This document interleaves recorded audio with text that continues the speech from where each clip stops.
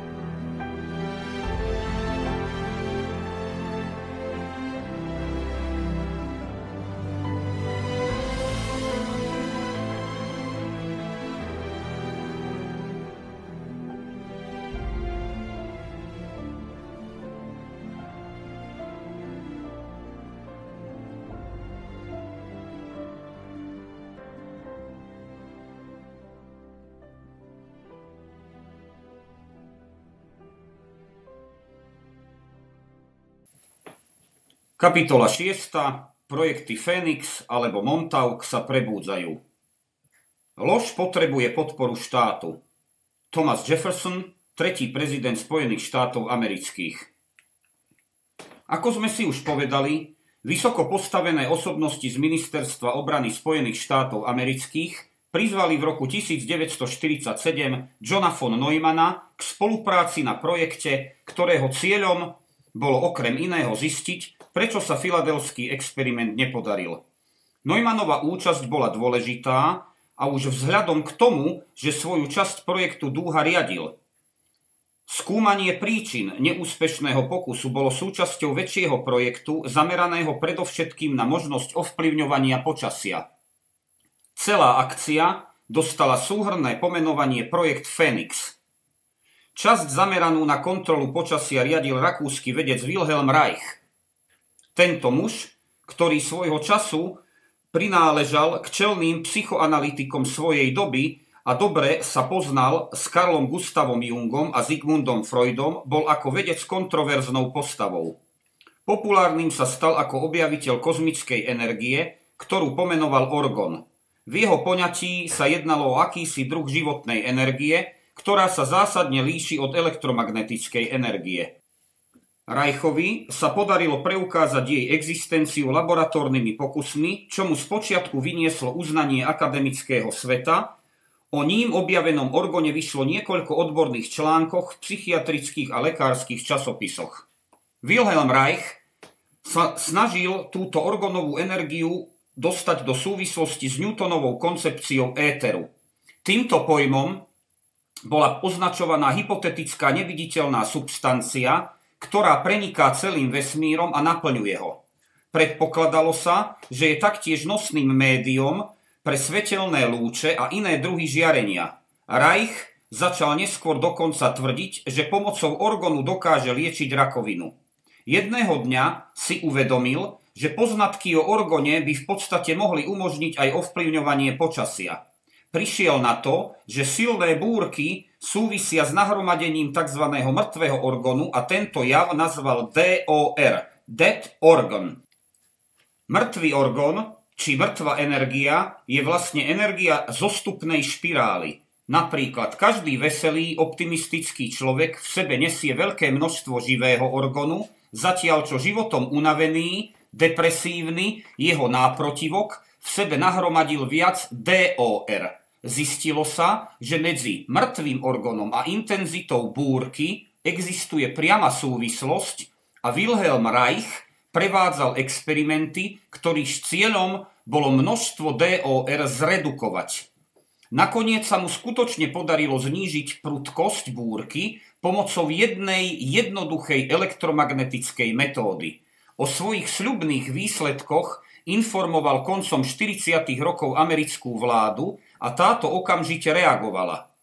Vydala nariadenie, aby bol Reichov vynález spojený s existujúcimi prístrojmi na kontrolu počasia a týmto spôsobom vznikla tzv.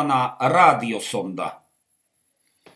Staršie prístroje na kontrolu počasia pozostávali v podstate z mechanických zariadení, ktoré dokázali merať tlak, teplotu a vlhkosť vzduchu. Do vyšších vrstiev atmosféry rádiosonda vznikla spojením týchto inštrumentov s Reichovým prístrojom na reguláciu DOR. Pokiaľ bolo požiadavkou zlepšenie počasia, sonda bola nastavená tak, aby generovala živú orgonovú energiu, čím došlo k neutralizácii DOR. Samozrejme, bolo taktiež možné opačným postupom počasie zámerne zhoršiť.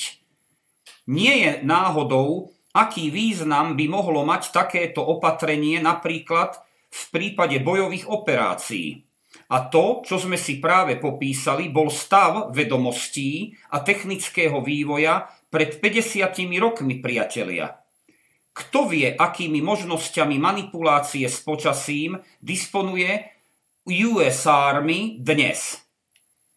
Keď bolo na projekt ovplyvňovania počasia, na ktorom sa podieľali najlepší americkí vedci tej doby, napojené aj vyšetrovanie príčin katastrofálneho neúspechu filadelského experimentu, sústredili sa odborníci predovšetkým na tzv. Ľudský faktor. A to vlastne bola hodina z rodu projektu Phoenix. John von Neumann mal toto všetko riadiť. Centrála sa najskôr nachádzala v laboratóriách Brookhaven na Long Islande v štátu New York. Neumann si veľmi rýchle uvedomil, že pokiaľ majú byť nájdené príčiny toho, prečo bola posádka USS Eldridge v priebehu filadelského experimentu tak veľmi krute postihnutá, bude bezpodmienečné potrebné zaoberať sa s metafyzickými aspektmi. To je, povedal by som, dosť pozoruhodný záver, pokiaľ k nemu dojde kovaný prírodovedec. John von Neumann a jeho tím okamžite začali pracovať. Potrebovali zistiť, prečo má človek ako biologická jednotka tak masívny problém s vplyvom elektromagnetických polí, ktoré ovplyvňujú časopriestor. Ale až po 10 rokoch výskumu a mnohých experimentoch dospeli vedci k senzačnému záveru. Zistili, že každý jedinec sa rodí s akýmsi časovým ukotvením. V okamžiku počatia sa do oplodneného vajíčka uchytí niečo ako energetická bytosť, mohli by sme použiť výraz duša, a tým je zakódovaný akýsi výchozí bod pozemského bytia dotyčného individua. Táto koncepcia predpokladá, že duša existuje celkom nezávisle na telesnej schránke a predstavuje naše bytostné ja. Každé zlúčenie fyzického a metafyzického prvku v jednu bytosť je bezprostredne napojené na zmienené časové ukotvenie, ktoré ale závisí na elektromagnetickom poli našej planéty. O tom si povieme niečo neskôr. Časové ukotvenie je taktiež základným orientačným bodom pre naše vnímanie a chápanie jednak vesmíru, ale aj procesov, ktoré sa v ňom odohrávajú. Pokiaľ ľudský jedinec o toto časové ukotvenie príde, začne blúdiť v zemi nikoho. A práve to sa stalo členom posádky na lodi USS Eldridge. Námorníci stratili v dôsledku experimentu časové ukotvenie a tým aj svoju súvzťažnosť s celým vesmírom, čo im prinášalo obrovské utrpenie. Technológia, použitá v rámci projektu Dúha, vytvára akúsi umelú realitu.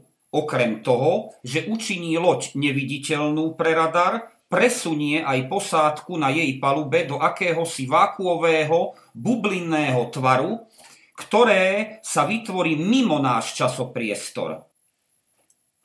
Skupina vedcov okolo Johna von Neumanna už teraz vedela, v čom je problém a akú úlohu je potrebné vyriešiť. Išlo o to, ako dostať námorníkov nachádzajúcich sa na palube lode do časovo-priestorového vákua a zase späť, bez toho, aby pritom stratili svoje časopriestorové ukotvenie. Neumannovi sa nakoniec podarilo tento problém vyriešiť pomocou počítačovej techniky. Vo vnútri zmieneného vákua vytvoril virtuálnu realitu, akýsi zdanlivý svet. Úbohí námorníci sa tak ocitli mimo tok času. Vďaka tomuto zdanlivému svetu sa posádka stratenej alebo zmiznutej lode zachovala a jej pocit mal stále napojenie na plynúci čas. Bez tohto opatrenia by námorníci stratili svoju súvzťažnosť s vesmírom, čo by nevyhnutne ich dohnalo k šialenstvu. V priebehu prevádzaných výskumov zistili vedci ešte jednu zaujímavú skutočnosť. Ukázalo sa, že pôsobením určitého typu elektromagnetických vln na mozog sa dá manipulovať s ľudským vedomím. Projekt Fénix sa dostal v roku 1967 do najvyššieho štádia svojho vývoja. Jeho vedúci činitelia o ňom vypracovali záverečnú správu, ktorú predložili americkému kongresu. Tento koniec koncov kedysi na tento účel schválil uvoľnenie prostriedkov a teraz chcel poznať výsledky. Ale keď si senátori uvedomili, k akým dôsledkom by manipulácia s vedomím mohla viesť, odmietli uvoľniť ďalšie financie na pokračovanie výskumu v tomto smere. Pravdepodobne sa obávali, že by sa jedného dňa mohli sami stať obeťou podobných manipulácií, pokiaľ by sa tieto technológie dostali do nesprávnych rúk. Projekt Fénix bol uložený k ľadu. Ale ešte než k tomu došlo, si stačila tajná vláda, ktorá má pod kontrolou okrem iného napríklad americkú menu, obstarať všetky základné informácie o poznatkoch, ku ktorým dospel John von Neumann a jeho vedecký tím. Kto alebo čo však je tajná vláda? To si musíme aspoň v krátkosti objasniť. Je to skupina osôb, ktoré si hovoria ilumináti alebo osvietení. Nesmieme si však zamieňať týchto iluminátov s nemeckými iluminátmi, čo je tajná organizácia založená v roku 1776 v Bavorsku s cieľom získať vplyv prostredníctvom infiltrácie do štátnych inštitúcií a iných organizácií, napríklad slobodobunárskych lóží. Bavorskí ilumináti predstavujú len jednu z komponent tajnej svetovlády. Toto je veľmi dôležité konštatovanie. Ilumináti, o ktorých hovoríme, alebo osvietení, predstavujú oveľa väčšiu formáciu.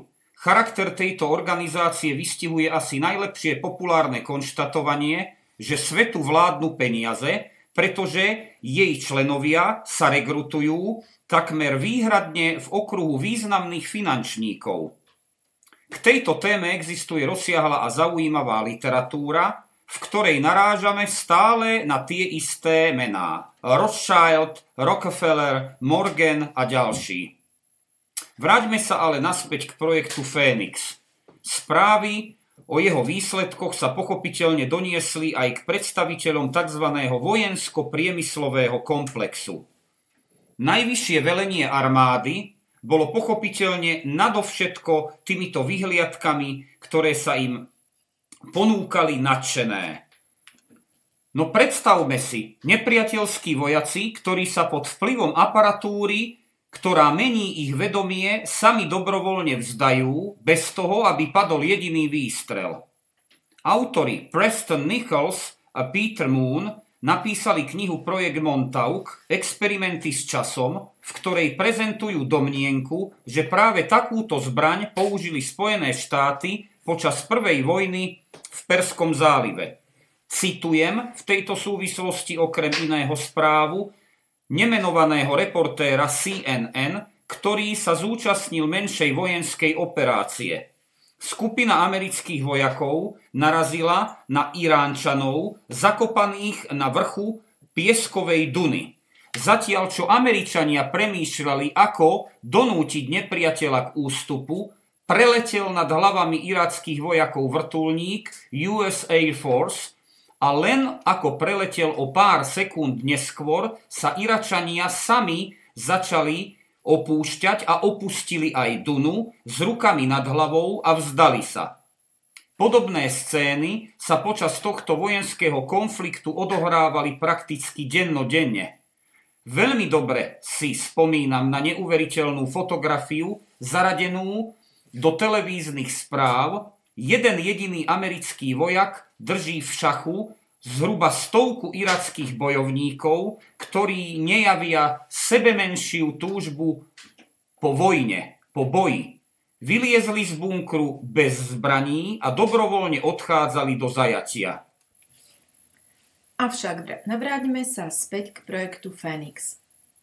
Ako už bolo predtým uvedené, najvyšší predstavitelia americkej armády boli možnosťou manipulovať s vedomím nepriateľských vojakov bezvýhradne nadšení a prejavili záujem o prípadnú spoluprácu. Financovanie ďalšieho výskumu prevzala tzv. Brookhavenská skupina, pomenovaná po 3 zmienených laboratóriách Brookhaven na Long Islande, štát New York, ktorá zrejme udržiavala veľmi úzke kontakty s tajnou vládou. K otázke, odkiaľ koniec koncov peniaze potrebné na ďalší výskum pochádzali, sa vrátim neskôr. Okrem financovania sa armáda musela postarať ešte o ďalšie veci, zaistiť vhodný objekt, pripraviť špeciálne zariadenia, dať k dispozícii personál. Jednou z najdôležitejších súčastí potrebného zariadenia bol radar SAGE, skrátka vznikla z anglického názvu Semi-Automatic Ground Environment, čiže SAGE. Tento typ radaru bol už vtedy považovaný za zastaralý, pre účely ovplyvňovania ľudskej mysli sa však hodil ideálne. Najnápadnejšou časťou radaru je jeho anténa, ktorá má tvar banánu a je veľká zhruba ako futbalové ihrisko. Pre vedcov pracujúcich na projekte Phoenix však bolo dôležité niečo iné. Tento radar umožňoval v kombinácii so špeciálnou rádiosondou operáciu v oblasti 425 až 450 MHz. V predchádzajúcich výskumoch bolo známe, že práve tieto frekvencie sú kľúčové pre inváziu do ľudského vedomia. Pre výskum, ktorý mal nadviazať na projekt Phoenix, dala armáda k dispozícii vojenský objekt, ktorý spĺňal všetky požiadavky. Camp Hero v Montauk Pointe. Montauk Point sa nachádza na najvyššom výbežku poloostrova Long Islandu na teritóriu štátu New York. Je to veľmi odľahlé, izolované miesto, ideálne sa preto hodí k aktivitám, ktoré majú zostať skryté pred zrakmi verejnosti. Ako už bolo uvedené, v tomto vojenskom priestore sa nachádza aj Camp Hero, čo je bývalý oporný bod US Air Force, pričom ten radar SAGE bol v 50. a 60. rokoch súčasťou integrovaného systému včasného varovania pred leteckým alebo raketovým útokom. No a tu teraz mali prebiehať experimenty s ovplyvňovaním ľudského vedomia, ktoré mali naviazať na výsledky, ktoré boli dosiahnuté v rámci projektu Phoenix. Dostali pracovný alebo krycí názov Projekt Phoenix 2, neskôr ale vošli v známosť skôr ako projekt Montauk. Camp Hero sa tak stal miestom, v ktorom malá skupina ľudí prevádzala vysoko nebezpečný výskum, bez toho, aby o tom americký kongres alebo americká verejnosť niečo tušili. Nemôže byť pochybnosti o tom, že konečným cieľom projektu Montauk bolo získanie nástroja, ktorý by umožňoval totálnu kontrolu vedomia všetkého obyvateľstva planéty. Základňa Montauk Air Force Base začala teda na prelome rokov 1970 a 71 znova byť využívaná, avšak prípravné práce prebiehali takmer rok. takže výskumný projekt bol spustený až na konci roku 1971. V prvej fáze sa uskutočnili tzv. Mikrovlnné experimenty.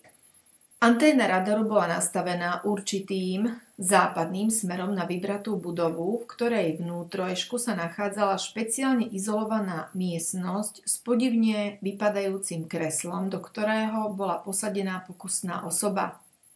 Potom začal radar vysielať mikrovlnnú energiu obrovského výkonu. Bádatelia pri prevádzke experimentovali s najrôznejšími frekvenciami a zaznamenávali, aký vplyv to má na vedomie pokusnej osoby. Voľbou frekvencií sa dali generovať veľmi rozdielne reakcie. Zlosť, hnev, smiech alebo plač. Okrem toho bolo možné uviesť pokusnú osobu do hlbokého spánku. Po nejakej dobe sa vedcom podarilo v úvodzovkách hladiť mozgové vlny takým spôsobom, že dotyčný človek sa dal zmenou radarových frekvencií plne ovládať. Avšak intenzívne ožarovanie mikrovlnami vyvolávalo u pokusných osôb závažné zdravotné problémy. Čiastočne u nich došlo k faktickému v úvodzovkách spáleniu mozgu a mozgových blán. V rokoch 1972 až 73 sa vedcom podarilo objaviť iný, nespaľujúci typ žiarenia, ktorý nielenže nevyvolával masívne zdravotné problémy, ale bol vo svojich žiaducich účinkoch ešte efektívnejší ako silné dávky mikrovln. Na tomto mieste však musíme celkom jednoznačne pripomenúť, zdôrazniť a odsúdiť skutočnosť, že počas týchto experimentov boli nevinní ľudia používaní ako pokusní králici. Ich zdravie pritom utrpelo nenapraviteľné škody organického aj psychického charakteru. V podstate sa jednalo o kriminálne machinácie, pre ktoré neexistuje žiadne ospravedlnenie. Cieľom tejto prvej fáze projektu Montauk bolo zistiť možnosti úplného ovládania ľudskej mysle a ovplyvňovania myšlienok aj emócií. Zodpovední činitelia chceli okrem iného vedieť aj to, na akú vzdialenosť takéto zariadenie pôsobí. Nechcenou súčasťou experimentov sa tak stali aj obyvatelia priľahlého okolia Montauk Pointu, bez toho, aby o tom mali najmenšie tušenie. Uskutočňovatelia projektu starostlivo zaznamenávali všetky získané údaje a čoskoro mali k dispozícii úctyhodnú databanku. Technici sa okrem iného bavili hrou, ktorú nazvali preskakovaní frekvencií. Naprogramovali počítač pomocou generátora náhodných čísel tak, aby radar Sage neustále preskakoval medzi 5 základnými frekvenciami, ktorých sled určoval princíp náhody.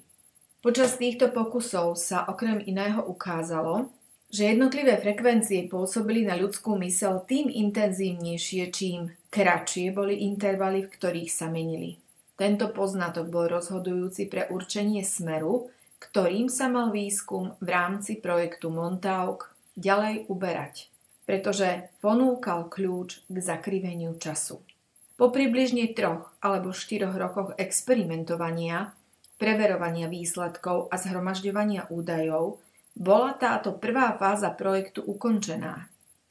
Na základe získaných dát, ktorých bolo obrovské množstvo, potom technici zostrojili prístroj, ktorý dokázal prostredníctvom impulzov, modulácií a preskakovania z jednej frekvencie na ďalšiu vytvárať komplexné vzorce myšlienok. Áno, vážení čitatelia, respektíve poslucháči, počujete správne. Títo ľudia dokázali implantovať do mozgu pokusnej osoby každú myšlienku, ktorú si zamanuli. Okrem toho vedeli ešte niečo. Myšlienky človeka sediaceho v špeciálnom kresle, ktoré vlastne bolo akýmsi zariadením na čítanie myšlienok, mohli pomocou výkonného radaru Sage tiež šíriť.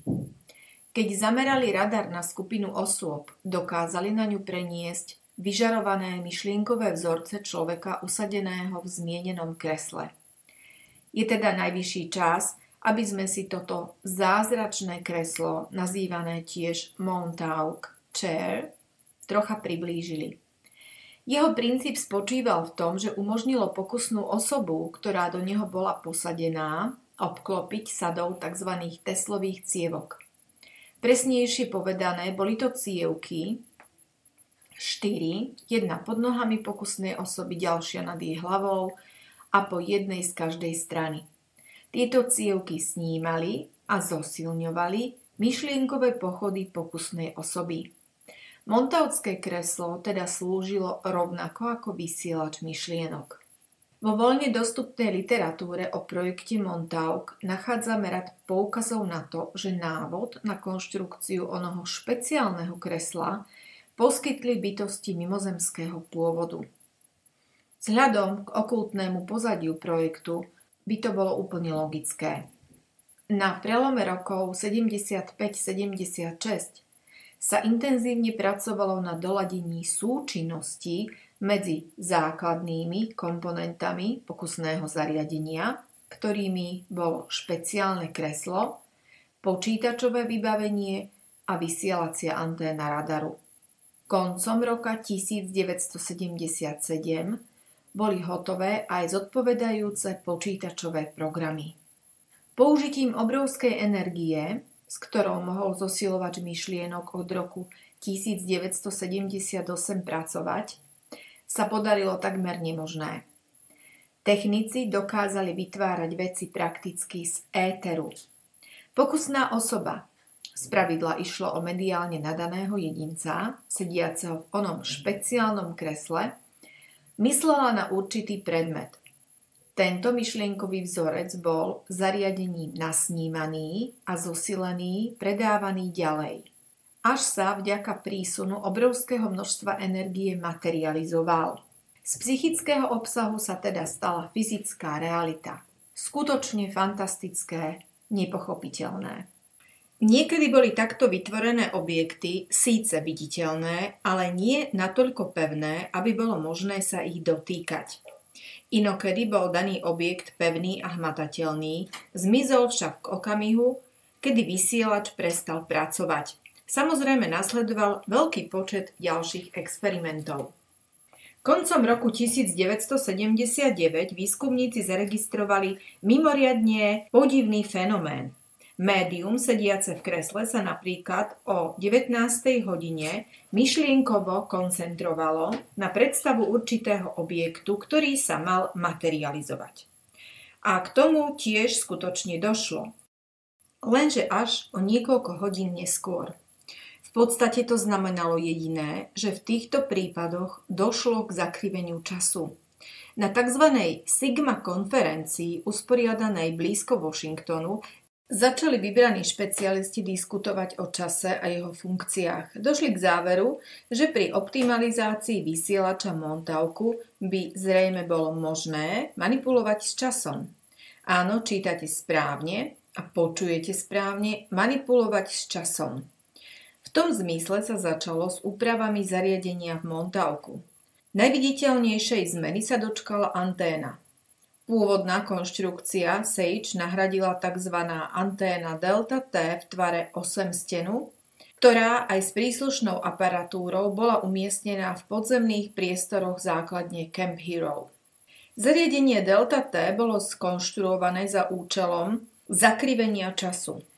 Presnejšie povedané išlo o možnosť posúvania časových zón. Tvarom pripomína 8-stená anténa dve pyramídy spojené svojimi základňami. Na hranách tejto pyramídovej štruktúry sú umiestnené dve cievky tak, že medzi sebou zvierajú uhol 90 stupňov. Tretia cievka obtáča spoločnú základňu pyramíd.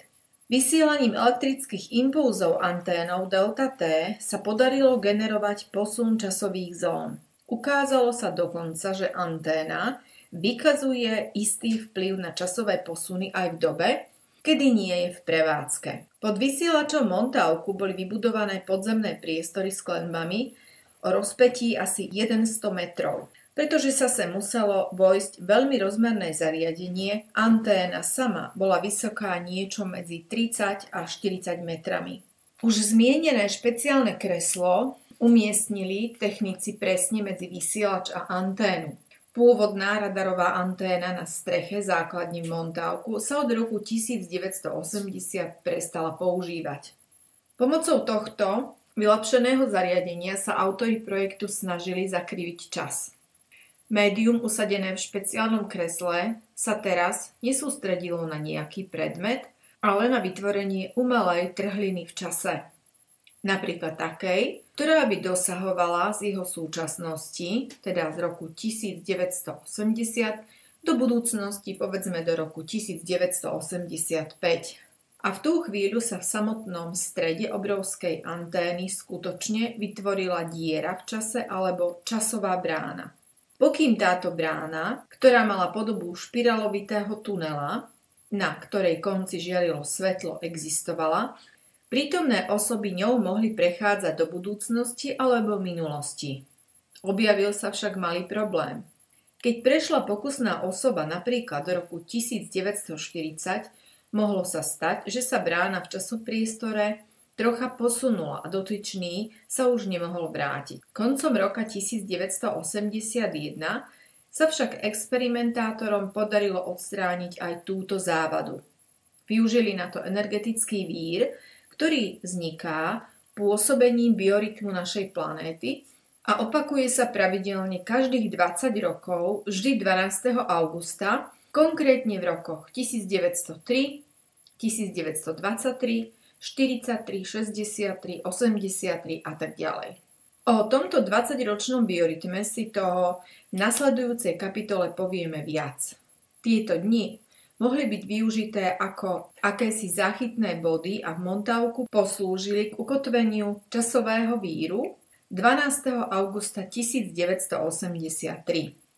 V okamihu, kedy sa podarilo cesty v čase stabilizovať, bola väčšina personálu zúčastňujúceho sa výskumu vymenená.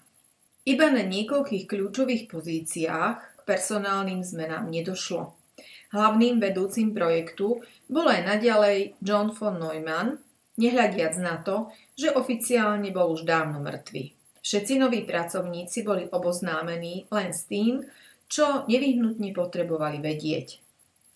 Potom prebehol rad neuveriteľných ciest v čase, počas ktorých sa experimentátori dokonca pokúsili zmeniť beh dejín. Niektorí vedci sa chceli hrať na bohov, iní však naliehavo varovali pred možnými katastrofálnymi dôsledkami takéhoto počínania. Niekoľko ľudí, medzi inými aj médium, sedávajúce v špeciálnom kresle, sa nakoniec rozhodlo, že budú projekt sabotovať. Sprísahanci sa dohovorili, že pri sedení plánovanom na 12. augusta 1983 médium vytvorí silou svojej predstavivosti nie časovú bránu, ale bytosť, ktorej rozkáže, aby celú základňu Montauk zničila. Plán bol skutočne realizovaný, avšak z nikdy neobjasnených príčin zároveň došlo k prepojeniu projektu Montauk z roku 1983 s filadelfským experimentom z roku 1943. Tak sa stalo, že dvaja námorníci z USS Eldridge sa náhle ocitli v roku 1983 na Long Islande. Po tomto incidente bola základňa Montauk uzatvorená a osoby, ktoré o projekte vedeli, boli na príkaz tajnej vlády podrobené vymytiu mozgov. Takže oficiálne žiadny projekt Montauk vlastne nikdy neexistoval. Skutoční inšpirátori celej akcie ho už ďalej nepotrebovali, pretože svoj cieľ dosiahli. Vznikla 40-ročná trhlina v časopriestore, ktorá siahala od roku 1943 až do roku 1983.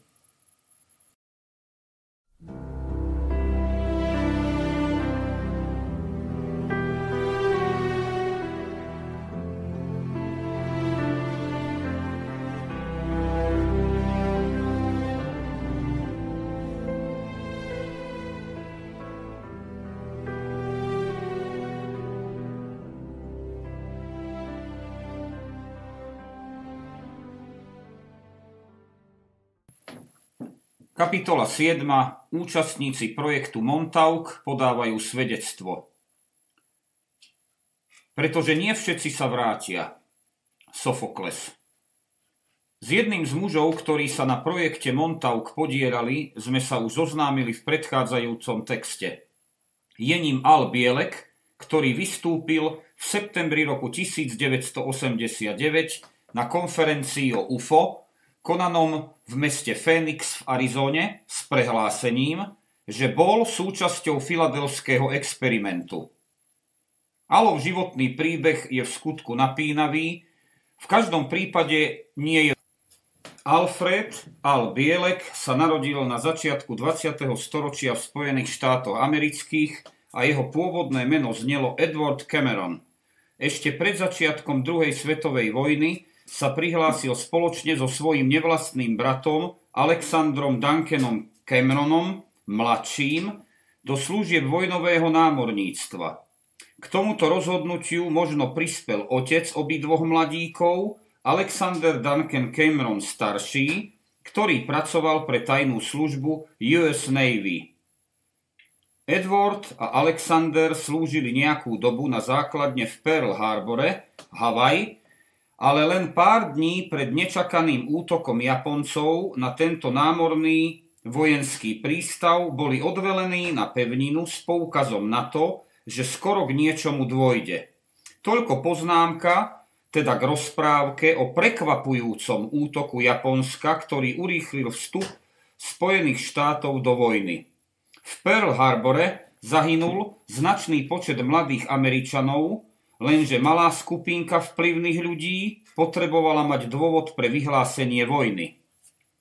Sústreďme ale pozornosť na bratov Cameronovcov.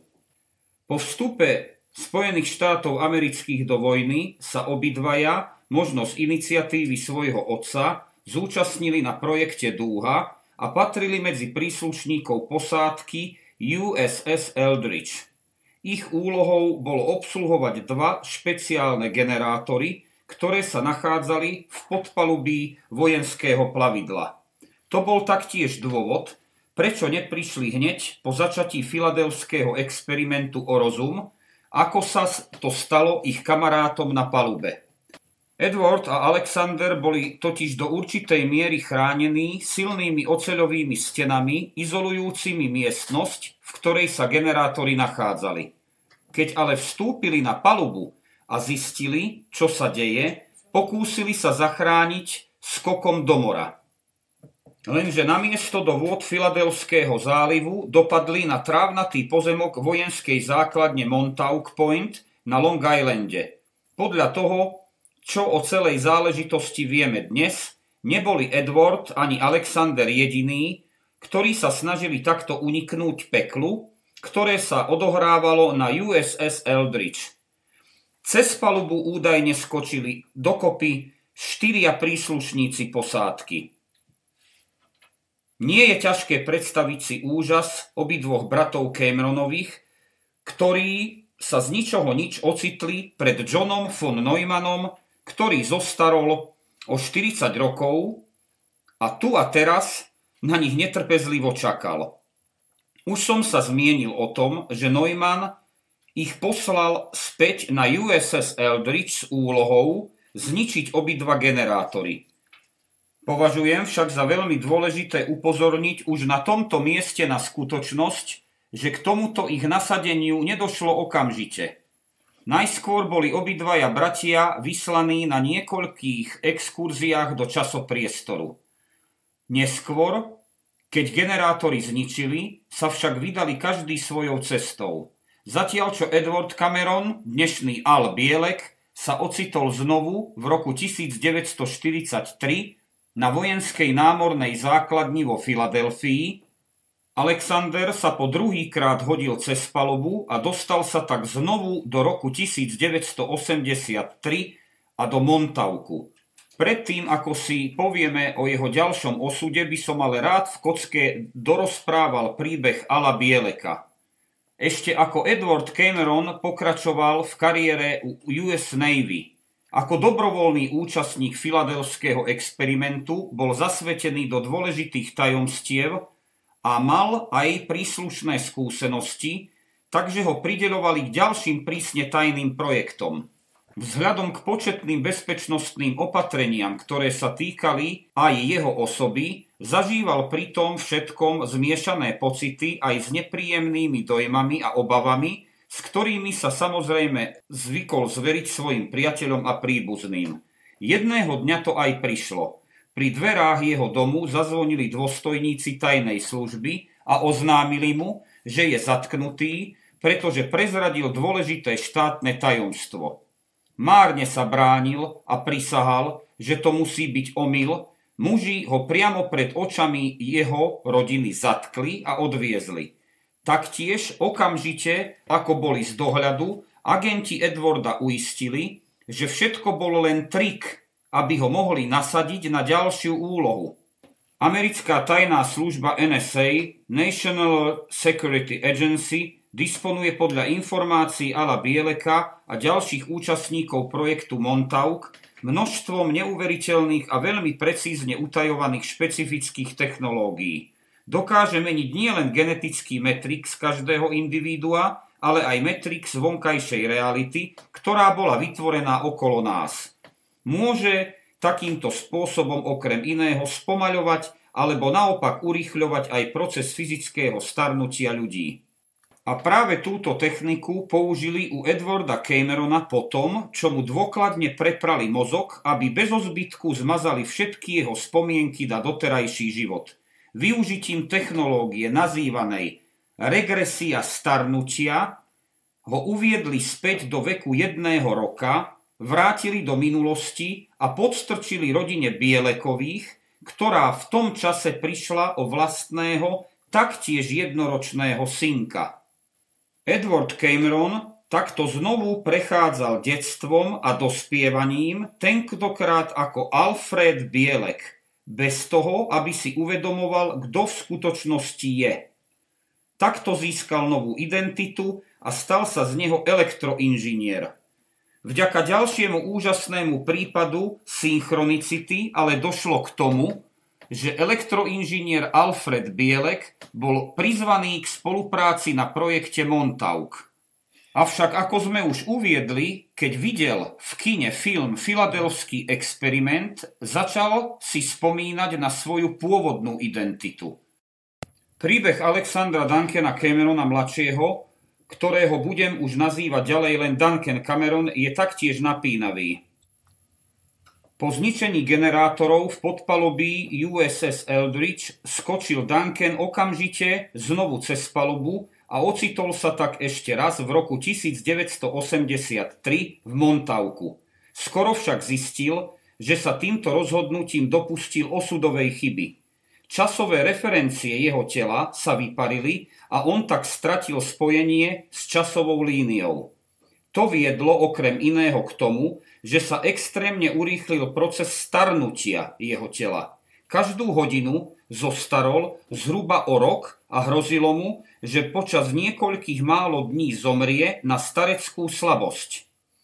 Toto museli vedci v Montauku za každú cenu nejakým spôsobom obmedziť alebo tomu zabrániť, pretože v dôsledku exkurzie do časopriestoru, ktoré predtým obidvaja bratia Cameronovci absolvovali, by bola jeho smrť vyvolala absurdné časové paradoxy.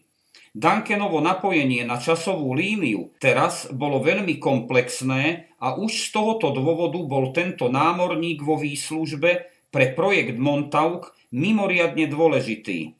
Vedci však videli iba jednu možnosť, ako tento neblahý vývoj udalostí zastaviť, a síce tá sa na prvý pohľad môže javiť ako veľmi nerealizovateľná. Pokúsili sa ho teda zachrániť ako najpodstatnejšie z jeho bytosti a tým bol už zmienený elektromagnetický vzorec identity alebo energetická bytosť. Niekedy ju môžeme krátko nazvať aj duša. Dodnes nie je známe, ako to dokázali. Zostáva ale faktom, že sa im to podarilo. Potom na nich čakala ďalšia, nemenej dôležitá úloha, bolo to potrebné transferovať Duncanovú dušu do novej, čo najvhodnejšej telesnej schránky. So žiadosťou o pomoc sa obrátili na najloajálnejšieho agenta, ktorého mali vo svojich radách, Alexandra Duncana Camerona staršieho. Pomocou techniky umožňujúcej cesty v čase bol do roku 1947 vyslaný posol, ktorý s ním nadviazal kontakt. Tento muž vysvetlil Alexandrovi Duncanovi Cameronovi seniorovi vzniknutú situáciu a navrhol mu, aby sa postaral o náhradného potomka. Cameron súhlasil a splodil ešte 2 deti, prvé sa totiž narodila dcéra. Keď prišiel na svet syn, obdržal taktiež meno Alexander Duncan Cameron junior. Pre nainštalovanie duše prvého Duncana juniora do tela druhého Duncana, ktorý sa narodil v roku 1951, bolo nutné vrátiť sa do roku 1963, presnejšie povedané do 12. augusta 1963. Dôvodom bol už spomínaný 20-ročný biorytmus našej planéty. Duncan Cameron mladší, ktorý žije dnes, nemá na dobu pred rokom 1963 žiadne spomienky. Duša, ktorá sa s týmto telom spojila v rokoch 1951 až 1963, bola odtiaľ násilím vypudená. Po úspešnej inštalácii bol Duncan veľmi starostlivo strážený, pozorovaný a chránený. Pripravili mu cestu tak, aby sa mohol stať dôležitým článkom projektu Montauk. Vďaka svojemu mimoriadnemu mediálnemu nadaniu sa stal jedným z najvýznamnejších dobrovoľníkov v už niekoľkokrát spomínanom špeciálnom kresle Montauk Chair. Ako som uviedol v jednej z predchádzajúcich kapitol, v roku 1992 sa v knihkupectvách objavila kniha nazývaná Projekt Montauk, Experimenty s časom, ktorej autori boli Preston B. Nichols a Peter Moon. O Nicholsovi už bola reč ako o mužovi zachytenom na fotografii z roku 1890 spoločne s Elistrom, Crowleym a bratmi Wilsonovými. V knihe Projekt Montauk, Experimenty s časom, Nichols popisuje jednak projekty Phoenix a Phoenix 2, ale taktiež svoju vlastnú účasť na projekte Montauk.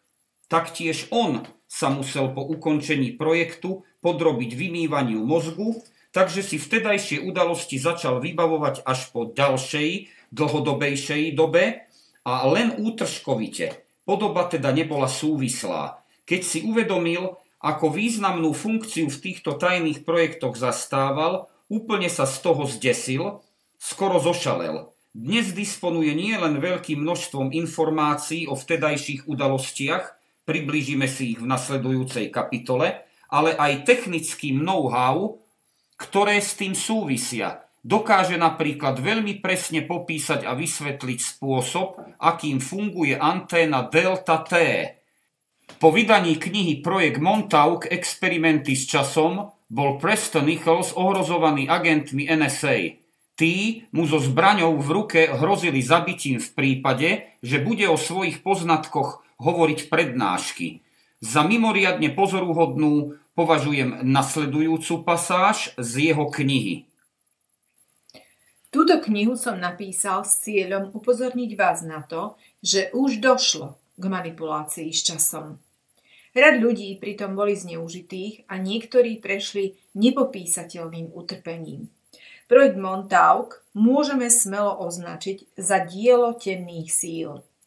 Ľuďom skúmajúcim fenomén UFO sú známe mnohé skutočnosti, ktoré možno interpretovať ako snahu o ovládnutie našej planéty alebo dokonca celej slnečnej sústavy. Rovnako ako Duncan Cameron a Alfred Bielek predstavuje Preston Nichols veľmi podstatný zdroj informácií o projekte Montauk. Vieme však minimálne o 2 ďalších osobách, ktoré prehovorili o svojom účinkovaní vo filadelfskom experimente a na neho nadväzujúcom projekte Montauk. V roku 1998 vystúpil pred verejnosť vlastným svedectvom Stuart Swerdlow, ktorý vydal knihu nazvanú Montauk The Alien Connection. Osvetlil v nej svoj životný príbeh a popísal úlohu, ktorú zohral v inkriminovanom projekte.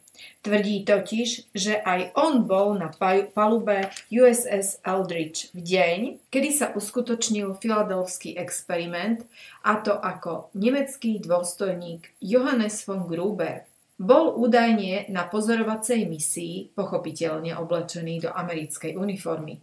Keď sa veci začali vymykať kontrole, bol ďalším mužom, ktorý sa pokúsil zachrániť skokom cez palubu. Aj on sa ocitol v roku 1983 v Montauku.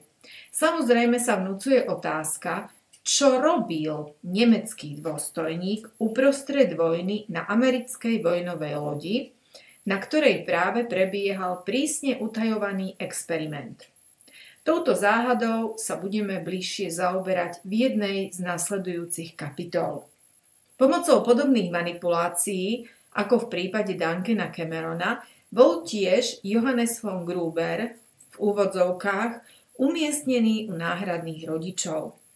Prišiel po druhýkrát na svet v roku 1956 ako syn Elinory Sverdlovovej, takže sa stal príslušníkom významnej rodiny. Jeho prastríc Jakov Sverdlov bol jedným z popredných vodcov bolševickej revolúcie v Rusku a po jej víťazstve sa stal prvým prezidentom Sovietskeho zväzu. Bol to práve Sverdlov, kto prikázal vyvraždiť celú cárskú rodinu v Jekaterinburgu. Bolševici potom toto mesto premenovali na Sverdlovsk. Od roku 1991 sa znova nazýva Jekaterinburg. Jedna vetva tejto židovskej rodiny sa vysťahovala do Spojených štátov, kde si mierne upravila meno, aby vypadalo americkejšie. Johannes von Gruber bol podobne ako bratia Cameronovci vyslaný na niekoľko ciest časom, a potom mu v úvodzovkách umožnili nanovo sa narodiť ako Stuart Sverdlov. Nielen v Spojených štátoch sa ku slovu hlási priamy svedok filadelfského experimentu a projekt Montauk. Tiež v Nemecku vystúpil na verejnosť muž, ktorý o sebe tvrdí, že sa týchto tajných operácií zúčastnil, pretože ho rada čitateľov pravdepodobne pozná pod pseudonymom Jan van Helsing.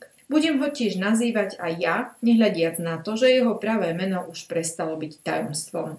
Jan, ktorého osobne poznám a udržujem s ním veľmi priateľské styky, napísal o svojich zážitkoch a skúsenostiach už 7 kníh. Do povedomia publika sa však zapísal predovšetkým prvými 2 publikáciami, ktorých prvá nesie titul Geheimgesellschaften und ihre Macht im 20. Jahrhundert, čiže tajné spoločenstva a ich moc v 20. storočí. A druhá Geheimgesellschaften Interview mit Jan van Helsing. Tajné spoločenstva interview s Janom van Helsingom, čo vyvolalo rozruch okolo týchto kníh.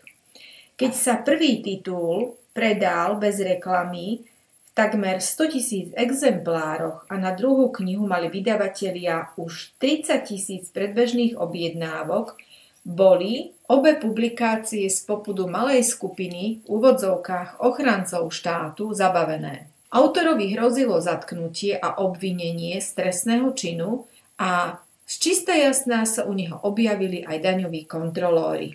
Výsledok vyšetrovania sa rovnal nule. Nehľadiac na to, však bol Jan označovaný za nacistu a agenti tajnej služby ho sledovali na každom kroku. Z toho všetkého je zrejmé, aké brizantné sú obsahy jeho prác. A len tak mimochodom poznám Jana osobne a viem, že nie je ani pravičiar, ani ľavičiar, on sám k tejto téme hovorí. Pre mňa neexistuje žiadne vľavo alebo vpravo, všetky rozhodnutia robím podľa jediného kritéria, totiž, ak je daná vec pravdivá alebo nepravdivá. Dokonca aj v jednom televíznom programe sa uchýlili k lacnému triku tým, že vytrhli z kontextu jednu jedinú vetu z jeho knihy a tak sa snažili dokázať, že sa vydáva za niekoho, kým v skutočnosti rozhodne nie je.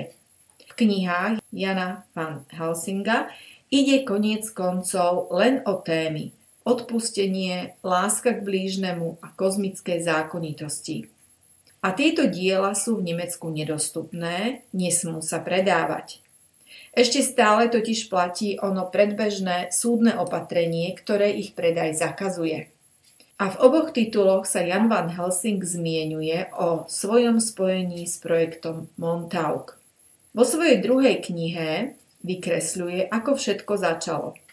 V roku 1991 trávil dovolenku na Havaji a čiste náhodou sa dostal do kontaktu s autormi Williamom Cooperom a Bradom Steigerom. Pozvali ho na svoju jachtu, aby spoločne pozorovali zatmenie slnka, ku ktorému malo dôjsť o 5 ráno. Helsing sa pri tejto príležitosti spriatelil s Cooperovou sekretárkou a tá ho pozvala na konferenciu o UFO. Táto sa konala v októbri toho istého roka v meste Phoenix v Arizone. Na zmienenej konferencii sedel Jan medzi poslucháčmi v prednáškovej sále, keď k rečníckemu pultu pristúpil Al Bielek, teda predtým Edward Cameron, a začal rozprávať svoj neuveriteľný príbeh. Jan van Helsing mal okamžite neodbytný pocit, že toho muža odniekiaľ pozná. Najskôr ale dospel k záveru, že to je zrejme omyl spôsobený tým, že Al bol svojim zjavom veľmi podobný Janovmu detkovi. Keď však začal Bielek rozprávať o tom, ako bol presúvaný v čase a potom musel podstúpiť vymytie mozgu, Helsinga sa zmocňoval stále väčší nepokoj. Krčil sa v kresle a hovoril si, že tento príbeh pozná neuveriteľne dobre. Upadol do zvláštneho psychického stavu, v ktorom dopredu vedel, akú nasledujúcu vetu Bielek vysloví. Bolo to emocionálne natoľko silné, že Janovi nakoniec začali stekať po tvári slzy. Chvíľami sa mu dokonca vynárali v mysli obrazy, ukazujúce Bieleka Camerona ako mladého námorníka, prístav vo Filadelfii, palubu pokusnej lodi USS Eldridge s ostatnými členmi posádky a mnoho ďalších vecí. Jan nechápal, čo sa to s ním deje, a nakoniec musel sám sálu opustiť. Odobral sa do hotelového lobby baru a objednal si tam pivo, aj keď sa predtým po mnoho rokov alkoholu vôbec nedotkol. Potom sa posadil k jednému z asi 30 stolíkov, ktoré sa v priestornej hale kongresového hotela nachádzali. Inak bola miestnosť takmer prázdna. Okrem Helsinga sa tam zdržiavali iba 3 alebo 4 ďalší hostia. O niekoľko minút neskôr vstúpil do haly Al Bielek, tiež si objednal pivo a posadil sa. Aká náhoda k Helsingovi. Najprv viedli obaja muži nezáväznú bežnú konverzáciu v štýle. To bol ale naozaj zaujímavý príbeh. Lenže potom sa v Janovej hlave prihlásilo o slovo čísi hlas. Helsing sám popisuje nadchádzajúcu zvláštnu situáciu takto. Bolo to naozaj smiešne. Zrazu som začal hovoriť, aj keď som vlastne hovoriť nechcel. A hovoril som veci, o ktorých som vôbec netušil, že ich viem. Al sedel naproti mne a počúval s vyvalenými očami a otvorenou pusou, ktorú už nedokázal zavrieť. K osobe Ala Bieleka uviedol tajomný hlas z Janovej hlavy následujúce. Dôvod, prečo ešte žiješ, je ten, že sa ti niečo prihodilo, ale Duncan o tom vláde nič neprezradil. Potom, čo to Jan vyslovil nahlas, prekvapený Bielek jeho výrok potvrdil. Bola to pravda. Potom sa slova ujal iný hlas v Janovej hlave. Tak to nie je. Musíš odcestovať niekam inám. Vláda to nevie. Chcú sa ale dozvedieť, čo sa v tej inej dobe dialo, a to je tiež dôvod, prečo ešte žiješ. Jan van Helsing zopakoval Bielekovi aj tieto slová nahlas. Ten nevychádzal z údivu a chcel od Helsinga vedieť, či disponuje nejakými paranormálnymi schopnosťami. Nakoniec sa spriatelili a neskôr sa znovu zišli v Bielekovom dome, kde ich rozhovor pokračoval. Jan rozprával o vonkajších okolnostiach a synchronicitách, ktoré vyústili až do tejto situácie. Vysvetlil Alovi v krátkosti svoj životný príbeh a potom sa ho priamo spýtal, prečo vlastne sedí v jeho byte a rozpráva mu všetky tieto veci. Bielek sa na neho len raz krátko pozrel a vzdychol si pritom. Bože, tento je ďalší. Al tým narážal na auru, ktorú vyžarovalo Janovo telo. Ľudia, ktorí majú schopnosť auru pozorovať, označujú tento typ za trojnásobnú auru. Vyznačuje sa ňou napríklad aj Stuart Swerblov a hovorí sa, že osoby s trojnásobnou aurou mali čo dočinenia s cestami v čase. Jan Van Helsing, Al Bielek, Duncan Cameron a Peter Moon, spoluautor kníh o projekte Montauk, ešte stále udržiavajú priateľské kontakty a Jan prispel rozhodujúcou mierou k tomu, že kniha Projekt Montauk – Experimenty s časom vyšla v nemeckom preklade. Teraz, keď sme sa zoznámili s niekoľkými osobami, ktoré sa projektu Montauk zúčastnili, je na čase, aby sme sa venovali zásadnej otázke. Čo sa vlastne v Montauku odohralo?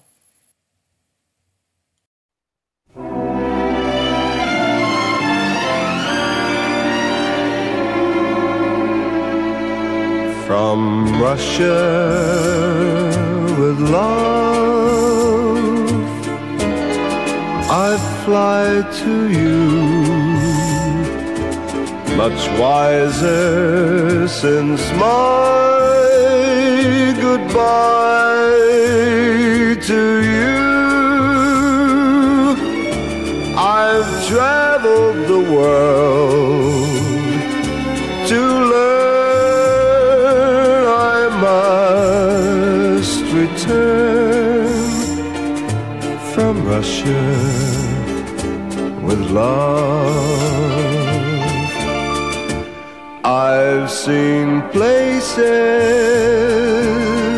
faces, and smiled for a moment, but oh, you haunted me so.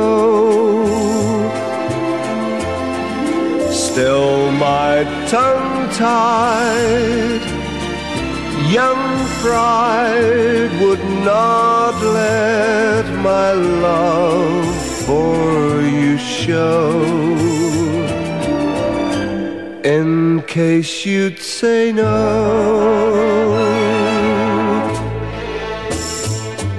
To Russia I flew, but there and then I suddenly knew you'd care again. My running around is through. I fly to you from Russia with